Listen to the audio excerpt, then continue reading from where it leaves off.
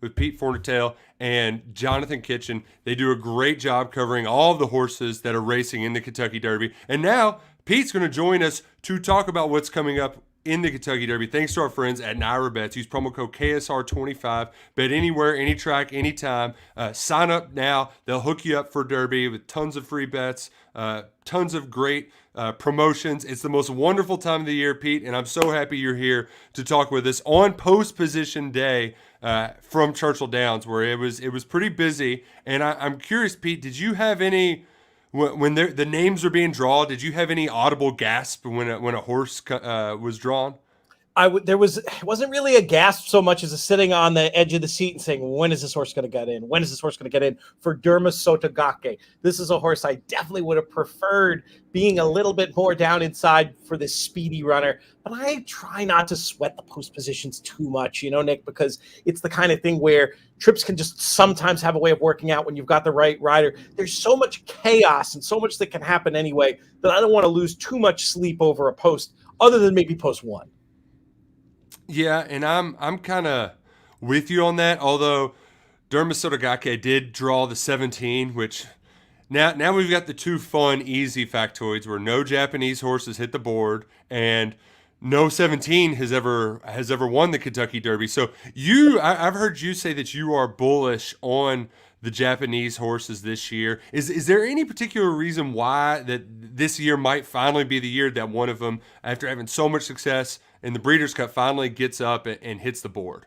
I think it's twofold for me. One is their breeding program just keeps getting better and better. And I think if you look at the kind of speed figures a horse like Derma Sotogake was able to run in the last race, this horse is just stamped as a more serious contender than any of the ones in the past. Like Crown Pride last year attracted a lot of attention, wasn't up to snuff, but this horse is measurably faster in both figures and speed figures and what you might call form figures to a runner like that. And the other part of it is just the unbelievable success Japan have had everywhere around the world. And it's not just turf. Even though turf racing, the stuff on the grass, is much more their focus, they've been winning major dirt prizes in the Middle East, including that UAE Derby.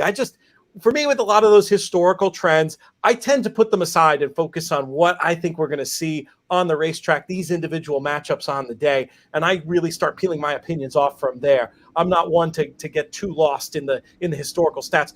It's a point of view I respect. Plenty of people do that with great success, but it's not really my bag. I try to see the race before it's run, make a smart bet, and then be prepared to live with the results. Well, I'm curious. We'll get into how you think exactly it will unfold, but it's weird, Pete. I was out. It feels like every time you're asking somebody who their horse is, sometimes, even last year with Epicenter, right? You get a little inundated with the favorite, and Forte comes out as 3-1 favorite, first off the board.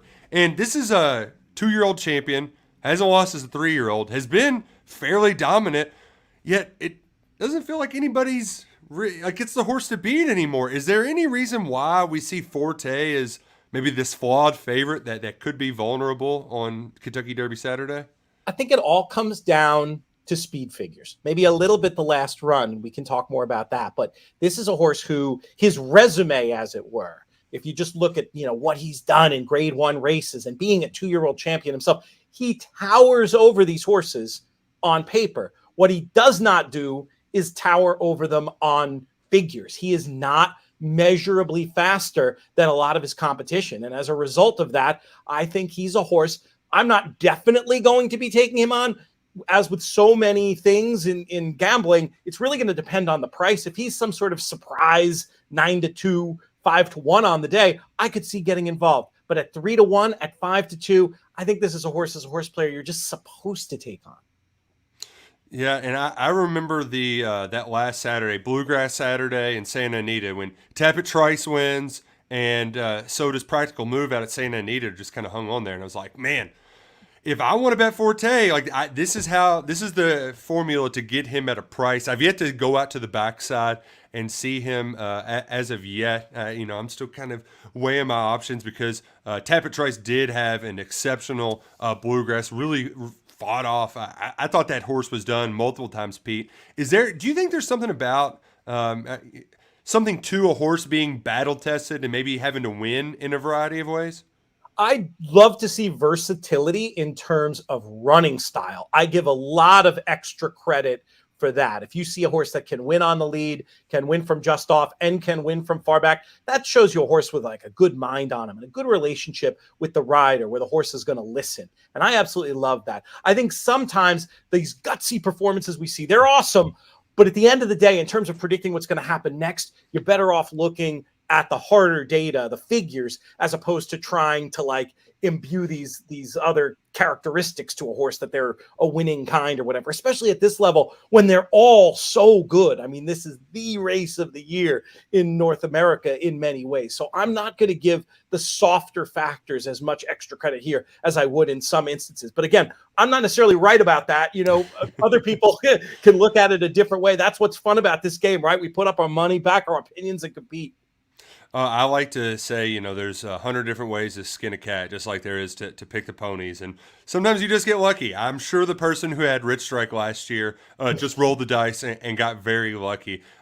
Which, speaking of long shots, this is a race where you have 20 horses, right? So there's going to be some money made. Are there any live long shots out there that you just see and you're like, I can't be so quick to throw this one out, even if it is, at 20 or 30 to 1 out there on the board? I feel like 20 to 1 is a number where I think I can give you some live horses. I'm not too sure beyond that, but in that 20 to 1 and higher range, a few that come to mind that I'll be mixing in some different combinations. Skinner's a horse that's just been constantly getting better, had that close-up finish last time in the hands of a very patient trainer who I will bet you has not asked this horse for everything he's capable of yet. A peak effort on the first Saturday in May. I could see that one getting into the number. Disarm for Steve Asmussen. This is another horse that could end up going 40, 50 to 1. A lot of people were talking about him as a Kentucky Derby contender right out of his maiden race at Saratoga last year. He did what he needed to do to qualify for the race. Last day, this is another for whom a peak effort. I mean, a win is going to be tough, but I could definitely see getting up there in the board. And for third and fourth in your superfectas, one of the horses who might be one of the longer prices, Sun Thunder, I think is interesting as a horse to maybe be able to come running and pass some tired horses and get up there into a number and make things really pay when it comes to these Kentucky Derby superfectas and trifectas. One more thing that I always find fascinating, we get the buzz horses, right? Like, this horse is working great. You got to see this horse working great. And it doesn't always work out where the buzz horse automatically takes a leap. But Mandaloon a couple of years back with Brad Cox was that buzz horse. Ends up winning by DQ, so it didn't really count. But you have these buzz horses that end up seemingly firing pretty well. Is it too early to have a buzz horse? Do we have a buzz horse this year on the backside?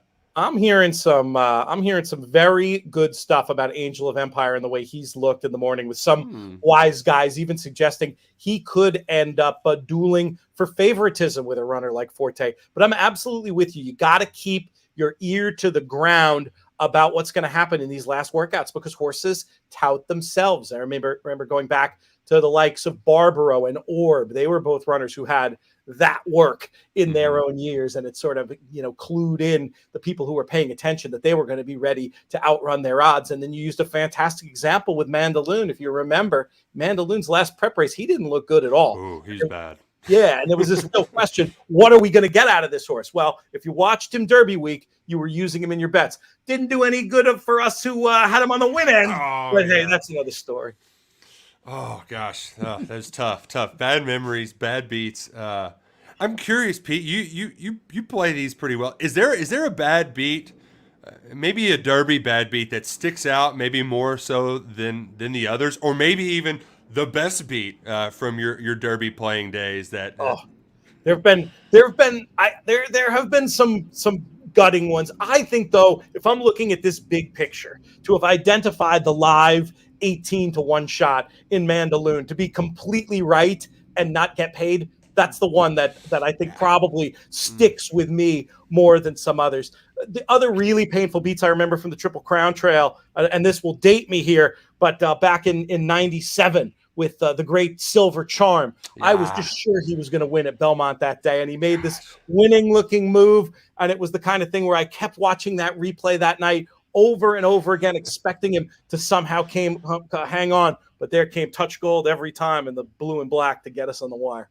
Oh man, and I mean, you think that he's already there, and it's so close. It's so close. The nose just wasn't not long enough for Silver Charm that day.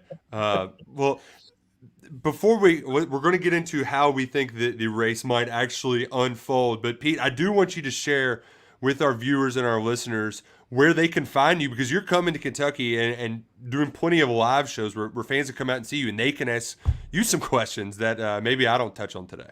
I love that. And yeah, we have a live event in Lexington on Wednesday night at the Malone's Event Center. Thursday, we are at the Galt House in Louisville. Ooh. And then I've got a couple of appearances. You mentioned we were talking Silver Charm. He's up at Old Friends Farm in Georgetown. I'm doing an event at another retirement farm called Chestnut Hall in Prospect, Kentucky. I'm doing a little whiskey tasting tomorrow night out there, and we're doing a little breakfast thing on Thursday. If you go, I have a pretty link that links to how to get tickets to all this stuff. It's just inthemoneypodcast.com/live. And that web home, inthemoneypodcast.com, that's where you can find free written content, picks, and analysis every day, as well as all of the podcasts we do. We have a big team. I know your listeners are familiar with Jonathan Kinchin, who wanted to be here today but had a personal conflict. He'll be with me at those events. He always does a great job, and we have fun giving each other the business. So we'd love to have folks come see us live. inthemoneypodcast.com/live, the URL to check that out. And the thing that I like about you guys too is horse racing can be such a what's the word? Not exclusive, but it should be fun, right? And you guys have a little fun. Don't take yourselves too seriously, but also provide some serious analysis. I mean, we don't want it to be too academic, and we don't want to go. Yes, sometimes going deep down the rabbit hole is great, but a lot of times, a lot of our listeners, we have some shows that are about that, but other shows are more about like, let's talk about these races the same way we would if we were sitting at, the bar getting ready to go and try to keep that humor and lightheartedness. We try to, thread that needle, and it means a lot to me that someone such as yourself says we're doing it right. So thank you for that.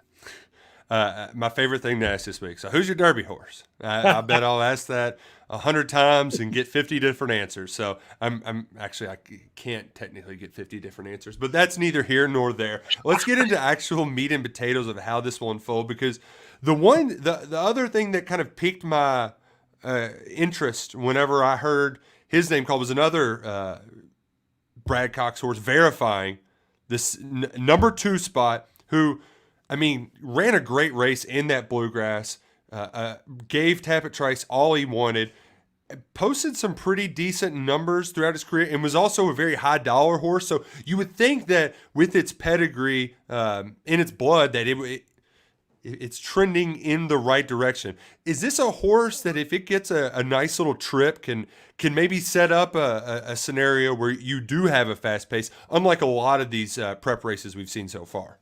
One thing I definitely noticed is having a horse like Verifying down in the 2 and Derma Sotogake wide out in the 17. It does increase the chances for me that there is going to be a fast pace, because I feel like both those riders have to use pretty early to get position. And I think it'll be advantage to Lemaire and Derma Sotogake to maybe be able to settle. Verifying can make no mistakes from down there. The margin for error is so thin, and I do worry a little bit about him seeing out the longer distance of this trip. So I do not love this draw for Verifying, but if he was your horse, like so many in this race, there's very few I'd fight you and say, well, what about XYZ? There's cases to be made for a lot of these runners, and Verifying, I'm not going to argue, but I do think it's a difficult job, and everything's going to have to go just right down there.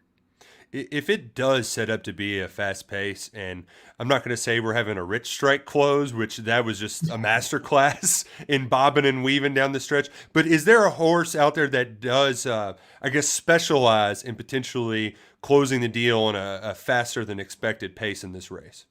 For me, that's what brings Tapit Trice into play. In an evenly run race, I'm worried about his agility. He is what we would call a pure galloping horse. He takes a while to build up a head of steam, and then he just goes. and he is very hard to deny when he gets up to that top speed. But a runner like that in the Derby can have a lot of trouble hitting holes and things like that. I don't think that's what Tapatrice's game is. However, if they just burn off there and he can sort of gallop around and save a little bit of ground and tip out and pass tired horses on the outside, I think a boil over pace scenario might just put this race in the lap of Tapatrice. At the price he'll be, I don't think I will be betting on him, honestly.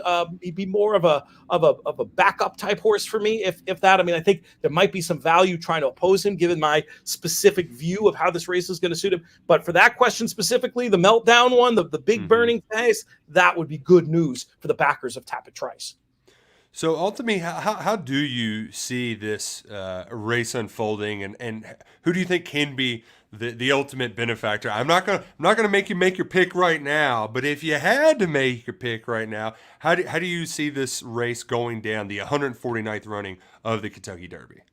I've been talking about Derma Sotogake for quite a while. The big speed figure he ran in Dubai, the lower estimates on it would be like a 103 on the buyer scale. The higher estimates are 106, 107. I think he might be a better price for that wide draw out in the 17. Maybe Lemaire can get him away from there, get him going forward, settle in behind or just outside the pure speed runners, not lose too much ground, maybe get to 3 wide on the first turn.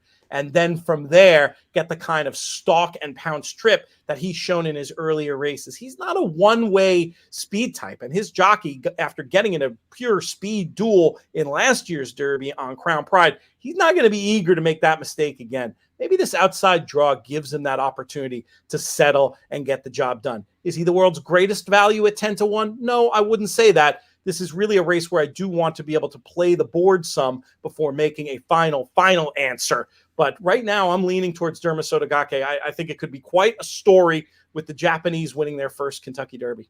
Wow. You might be alone on that island, but Pete, that's why we're happy you're here to give us a different voice that isn't just telling us to hit the favorites over and over, because there are so many attractive horses out there. Two Phils, for example, I'm not going to be able to resist to put him in something, because that's all he does is hit the board, and he finished fast at Turfway. I can't just throw out Turfway horses anymore. Thanks a lot, Rich Strike. But this is it's going to be fascinating, because I think, to your point too, Pete, that Derma Sotogake is going to, I don't think he's going to draw a ton of money either late because of that 17 post, because of the Japanese, and as you know very well, there's a lot of casual money being thrown around in this Derby. So it's so much fun. It's my favorite time of the year. I can't wait to get out there for Kentucky Oaks on Friday and the Kentucky Derby on Saturday. Do you have any Oaks thoughts before we leave you, Pete? I'm more boring there. I really like wet paint. Yeah. And interestingly, wet paint might be a pointer to the horses who ran in the Arkansas Derby, potentially also outrunning their odd. A runner like Angel of Empire. There was some debate about that speed figure. And if it gets validated, an Angel of Empire will move up for me with a big wet paint run. Nick, before we get out of here, I did just want to put in a quick plug. We've got tons of free content coming up the next few days, but we also have our In the Money Podcast Plus service, inthemoneypodcast.com/plus, with even more. We'll have grid picks from all our key contributors, extra articles, extra podcasts, and it's a great way to support the show. So I did want to put in a quick shout out for that, and a quick wagering thought. Watch the board carefully this year. After such a big long shot winning last year, I think it's quite possible you're going to see real contenders in this race get lost in the betting and their prices go up. So look to fish in that win pool. It could be very, very profitable. Oh, man, I'm all excited now. And I'm just going to be, I feel like Alan from The Hangover walking in, and all the numbers are flashing in front of my eyes, because it's just it's so tasty. The board's just going to be so tasty. And to your point about the prep season, aside from Forte, there wasn't a real dominant horse throughout the different stretch there. So there's a lot that I can be talked into, a lot I can be talked out of. And that's why I'm going to turn you on later, get on the exercise bike and listen to the Monster Pod tonight to just fill my head with as much knowledge as possible. So Pete Fornatale, thank you so much from In the Media Network, the podcast network. Looms Boldly on Twitter. just ton of great stuff from people you see on FS1, TVG, all the days when you get them all. You get all the celebrities. So we're happy to have you on the KSR network, and safe travels and happy Derby, man. This is the best time of the year, and can't wait for the skies to clear and the sun to come up. And it's always sunny and 75 on Kentucky Derby Day. Oh yeah, and this is how much I like chatting with you, Nick. You might get me out on the infield for 1 or 2 on Friday or Saturday. I'll come check out what you got going on. Bring it. And it sounds like the work will be over. We can maybe raise an adult beverage. Oh, or 6. Pete's gonna follow me around on a camera, so my goal is to interview drunk people. I don't think it'll be very hard to find on Kentucky Oaks Friday. That's the best bet of the weekend. Oh well, for Pete Fornatale, I'm Nick Roush. Happy Derby, everybody! Go Cats and go Crow Green.